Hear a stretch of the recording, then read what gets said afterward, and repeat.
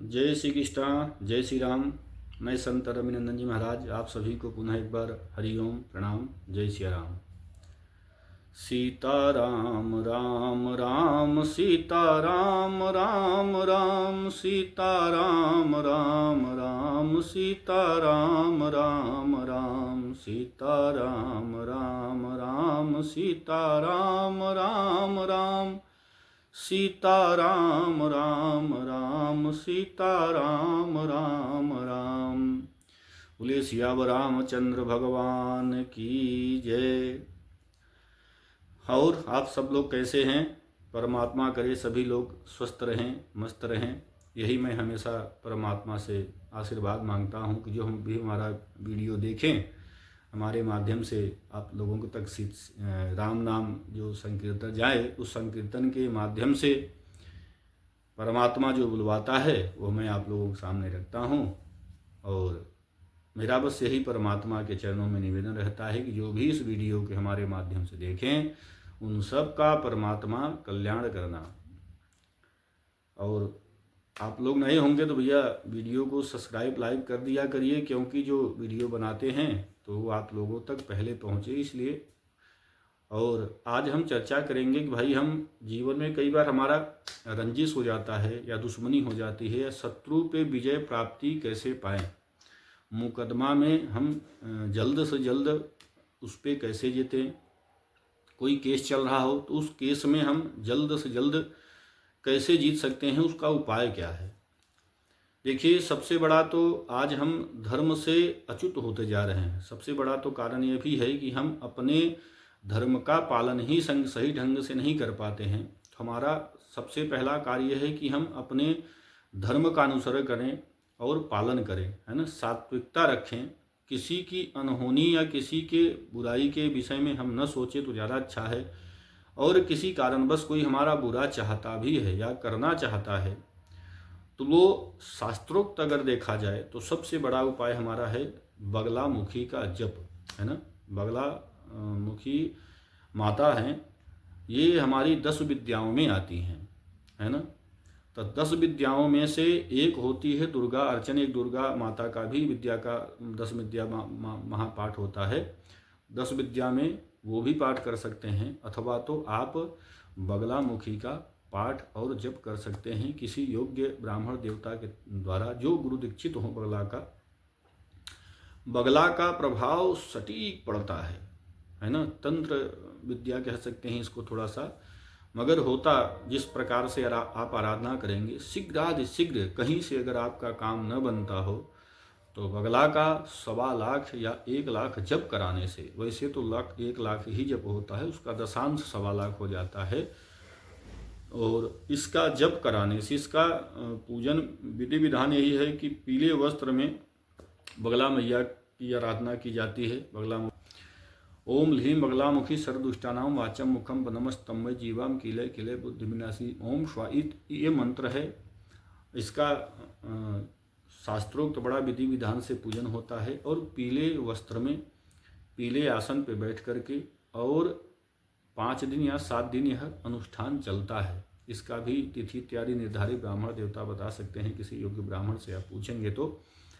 और इसको अगर हो सके तो ज़्यादातर कृष्ण पक्ष में ही करना चाहिए, अथवा तो शुक्ल पक्ष में भी करें तो ब्राह्मण देवता से एक बार परामर्श ले करके तब आप यह अनुष्ठान कर सकते हैं। और बढ़िया ढंग से करिए, ब्राह्मण को उचित दक्षिणा दीजिए, क्योंकि यह रात्रि प्रहर में कार्यक्रम होता है, या सायंकालीन से लेके अर्धरात्रि तक भी कर सकते हैं। यानी सब मिलाकर हमारा कहने का तात्पर्य यह है कि सूर्य अस्त होने के बाद ही यह बगलामुखी अनुष्ठान करना चाहिए और कराना चाहिए। लोग कई बार खुद ही जप करने लगते हैं, ऐसा नहीं करना चाहिए, है ना। ये किसी न किसी के द्वारा गुरु दीक्षित मंत्र होता है, गुरु के द्वारा मंत्र करके जागृति की जाती है, उसके बाद ही यह अनुष्ठान करना उचित होता है। तभी यह अनुष्ठान जजमान के लिए और ब्राह्मण के लिए भी हितकारी होता है। कैसा भी कोई भी दुश्मनी हो, रंजिश हो, दुश्मनों से पीड़ा मिल रही हो और शत्रुओं पे विजय प्राप्ति करना हो, कैसा भी मुकदमा चल रहा हो, कैसा भी लफड़ा चल रहा हो, किसी प्रकार का शत्रु हानि अगर आपको मिल रही है तो सब तेज सबसे सटीक है महाविद्या का सहारा लीजिए। कलिकाल में बहुत ही जल्दी यह कार्यक्रम होता है ना। 7 या 5 ब्राह्मणों के द्वारा होता है। मैंने बताया जैसा कि साप्ताहिक या 5 दिवसीय कार्यक्रम होता है। और उचित दक्षिणा के द्वारा, ब्राह्मणों की दक्षिणा में कटौती न करें। उचित दक्षिणा के साथ यदि आप यह बगला मुखी की आराधना करते हैं रात्रि पहर में तन्मयता के साथ, तो आपका कार्य जरूर जरूर जरूर पूरा होता है ना। और एक महाविद्या दुर्गा की भी होती महाविद्या, उनका भी आराधना कर लें तो भी आपका जो है कार्य होता है। अथवा तो आप हनुमान जी महाराज की आराधना कर सकते हैं रात्रि पहर में ही, सायंकालीन में ही हनुमान जी की आराधना करने का एक विधान ये है कि गुप्त रूप से आप ब्राह्मणों को बैठा करके और हनुमान चालीसा का वो भी यह संपुटित मंत्र लगा करके, कौन सो संकट मोर गरीबक जो तुम सो नहीं जात है टारो, बेगी हरो हनुमान महाप्रभु जो कछु संकट होय हमारो। यह प्रारंभिक में एक बार और एक बार लास्ट में यह बोलना है। उसके बाद आपको जय हनुमान ज्ञान गुण सागर जगह लोग जागर रामदूत अंजनी पुत्र पहुँचता मैं हनुमान चालीसा पूरा पढ़ के फिर लास्ट में ही बोलना है, कौन सो संकट मोर गरीबक जो तुम सो नहीं जाता है टारो, बेगी हरो हनुमान महाप्रभु जो कछु संकट होय हमारो। यह मंत्र आपको जो है पाठ करना है। अथवा तो एक उपाय बताता हूँ कि यह मंगलवार के दिन और या तो रविवार के दिन आप करिएगा। लाल कपड़ा लीजिएगा, लाल कपड़ा में थोड़ा सा एक सुपारी लीजिएगा जिसको सिंदूर में कलर कर दीजिएगा। सिंदूर में कलर करने के बाद और कांटा लेना है बेल का, या तो एक और कांटा आता है नागफनी, जिसके पास अगर उपलब्ध हो, नागफनी का भी कांटा बड़ा बड़ा होता है। अथवा तो बेल के कांटे, वो बबूल के कांटे, बेल के कह रहा हूँ, बबूल के कांटे जो होते हैं लंबे लंबे बबूल के कांटे लेने हैं और एक सुपारी को कलर कर लीजिएगा। और उसमें थोड़ी सी अगर हो सके तो पीली सरसों रख लीजिएगा।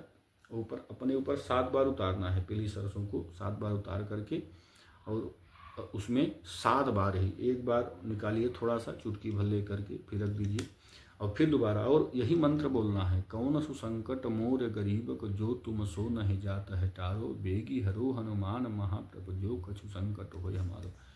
जिससे ज़मीनी लफड़ा चल रहा हो, जिससे कोई दुश्मनी चल रही हो ना, और कोई किसी प्रकार का जो भी आपका केस वगैरह चल रहा हो ना, तो उसको स्मरण करना है सामने वाले को, कुछ है हनुमान जी महाराज उसके साथ हमारा ये चीज़ चल रहा है, लफड़ा चल रहा है, उसको याद करते हुए और फिर उसको एक एक मुट्ठी में लेना है और लाल कपड़े में छोड़ते जाना है। और एक होता है काली कौड़ी, आप पता करेंगे तो काली कौड़ी भी आती है, तो काली कौड़ी एक बार उसको भी लेना है और उसी शत्रु को याद करते हुए, और यही मंत्र, कौन सु संकट मोर गरीबों को जो तुम सतवन छो नहीं जाता है टारो, बेगी हरो हनुमान महाप्रभु जो कछु संकट हो या हमारो। फिर एक बार लेना है, उतार करके उसमें रख देना है ना। तो ये चीज़ करिएगा।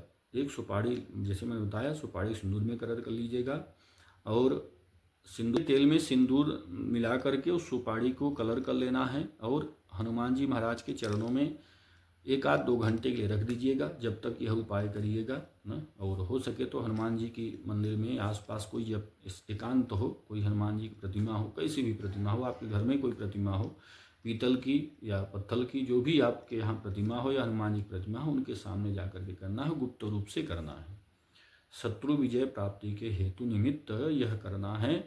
जैसा मैंने बता रहा हूँ वैसा लाल कपड़े में ऐसा सिंदूर को चमेली के तेल में सिंदूर मिला करके उसके बाद रख दीजिएगा और 7 बार पीली सरसों निकालिएगा और 7 मिर्ची भी निकाल ली हैं। 7 मिर्ची अपने ऊपर से निकाल करके मंत्र यही पढ़ते रहना है, शत्रु का स्मरण करते रहना है, उतार करके उसी में रख देना है, ठीक है। और 7 ही लौंग, 7 लौंग को भी ऊपर से घुमा करके रख दीजिएगा। और जब ये सब रखने के बाद पोटली को लपेट करके बांधना है और उसके बाद जो कांटे हैं, कांटों को भी अपने ऊपर से 7 बार निकाल करके 7 जगह ऐसे ऐसे ऐसे ऐसे उसमें अंदर कपड़े में, और जो बांध रखे हैं पोटली उसके अंदर डाल देनी है। और डाल करके वह जो है दक्षिण दिशा में हनुमान जी महाराज को स्मरण कराइएगा, दिखाइएगा ऐसे, ये हनुमान जी महाराज हमारे शत्रु का नाश हो, इस प्रकार से अपने मकान के दक्षिण दिशा तरफ ना चले जाइए, कुछ दूर तक जाइएगा, जहाँ सुनसान हो, जहाँ एकांत दिखाई देता हो दक्षिण दिशा में, वहाँ पे किसी मार्ग में छोड़ दीजिएगा। मार्ग का मतलब कि एकदम रोड पे न छोड़ दीजिएगा, नहीं तो कोई लांगने के इत्यादि में उसके ऊपर वो चीज़ बाधा चली जाती है। किसी का हानि हमें नहीं करना है। कहीं दक्षिण दिशा में चलते हुए मार्ग में दक्षिण दिशा में कहीं पे रख देनी है। नहीं है तो ये बबुल का पेड़ होता है उसके नीचे रख देनी है, या तो नागफनी जो मैंने कहा कांटा उसके आसपास कहीं रख देना है, जहाँ कहीं नागफनी इत्यादि का कांटा हो या बबुल का पेड़ हो ना, उसके नीचे रख देनी है। अथवा तो पीपल के भी पेड़ के नीचे रख सकते हैं, या तो किसी दरिया नदी इत्यादि के किनारे रख सकते हैं, कोई कुआं इत्यादि हो तो उसके किनारे रख सकते हैं। जहाँ शांत माहौल हो वहाँ पे आप रख सकते हैं। और कोई फलदार वृक्ष के नीचे नहीं रखना है ना। जैसे अशोक का पेड़ भी है उसके नीचे भी आप रख सकते हो, है ना। तो अपनी जो कामना हो दक्षिण दिशा में ही जानी है। कुछ नहीं मिलता है तो जहाँ सुनसान सा हो, कुछ दूर अपने घर से जा करके, जैसे मतलब 100-500 मीटर, 1 किलोमीटर, 1-1.5 किलोमीटर, 2 किलोमीटर, इतना चले जाओ जहाँ शांत एकदम हो, वहाँ पे जा करके ये चीज़ आप रख देना। इससे आपको जो है शत्रु बाधा से बहुत जल्दी निजात मिलेगी, है ना। कैसा भी आपके ऊपर वो हुआ हो, हाँ, लेकिन ये है कि उसका स्मरण और ध्यान जरूर करिएगा, तभी आपको करना है। अपना नाम नहीं बोलना है ना, शत्रु का नाम और वही चौपाई जैसा मैंने बोला है, यह स्मरण करते हुए करिएगा। शत्रु पे प्राप्ति बहुत जल्दी मिलेगी। अथवा तो भाई सामर्थ्य है तो मैं बार बार यही कह रहा हूँ कि बगला मुखी का जप कराएं। बगला देवी बहुत जल्दी बहुत सटीक काम करती हैं, है ना। किसी योग्य ब्राह्मण देवताओं के द्वारा अगर कराते हैं, अथवा तो आप अगर कोई दिक्कत ऐसी आती है तो आप हमसे भी संपर्क कर सकते हैं। मेरा नंबर मैं बता देता हूँ। मेरा नंबर है 9760805583। यह मेरा नंबर है। इस पे आप लेकर के संपर्क कर सकते हैं। अथवा तो देखो मेरा यही पहला परामर्श रहता है भाई कि अपनी कुंडली दिखाइए। अगर जन्म कुंडली है तो जन्म कुंडली से परामर्श लीजिए ना, किसी योग्य ज्योतिषाचार्य से परामर्श लीजिए। भाई कुंडली में कोई और दोष तो नहीं है, किसी ग्रहों का कुछ इधर उधर तो नहीं है ना। हो सकता है कई ग्रह किसी क्रूर दृष्टि के शिकार बने हों आप, है ना। ग्रहों का भी हमारे जीवन में बड़ा असर पड़ता है, तो ग्रहों का कोई ऐसा न हो। अगर ग्रह ठीक हैं, सब कुछ अनुकूल है, नहीं है तो फिर भी बगला बहुत सटीक काम करती है। शत्रु विजय प्राप्ति के लिए विशेष होती है ना। तो सात्विकता के ढंग से आपको अगर यह करते हैं तो आपको ज़रूर फल मिलता है ना। बाकी मैंने एक उपाय बताया हनुमान जी महाराज का, फिर आगे वीडियो में और कोई उपाय बताऊंगा आप लोगों को। और मैंने अपना नंबर बता ही दिया है। और अपने ग्राम नगर शहर में अगर आप लोगों को राम कथा भागवत कथा करानी हो तो संपर्क कर सकते हैं। मैं राम कथा भागवत कथा शिव पुराण कथा अथवा तो हवन यज्ञ पूजा पाठ इत्यादि कुछ संपर्क हमारे से द्वारा करानी हो तो मैंने अपना नंबर छोड़ दिया है, हमारे टाइटल बॉक्स में भी रहता है। वीडियो अच्छा लगे तो लाइक सब्सक्राइब जरूर करिएगा। और ठीक है, अपना ख्याल रखिए, ध्यान करिए। तब तक के लिए जय सिया राम, हरिओम, जय श्री कृष्ण।